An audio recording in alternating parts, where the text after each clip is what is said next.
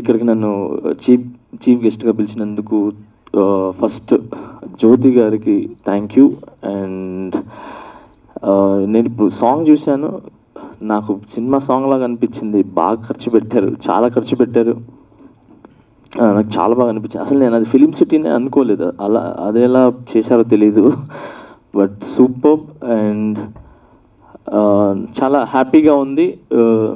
నా దగ్గర నుంచి ఒక అసిస్టెంట్ జస్ట్ ఒక 2 years 3 years చేసి, సో బయటికి వచ్చి తను ఇంత బాగా సాంగ్ కొరియోగ్రాఫ్ చేసి డైరెక్ట్ చేసింది.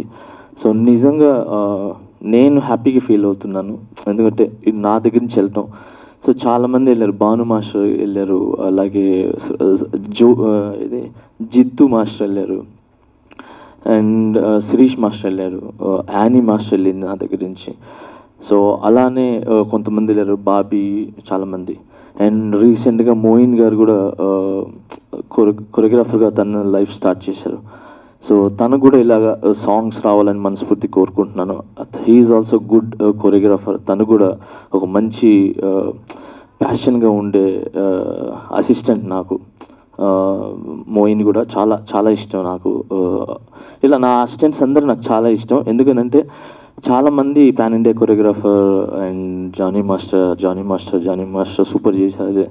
నేను ఏం చేసినా కూడా నా అసిస్టెంట్స్ లేకపోతే నేను ఏం చేయలేను. సో నా క్రెడిట్ మొత్తం నా అసిస్టెంట్స్కే అండ్ నా డాన్సర్స్కే.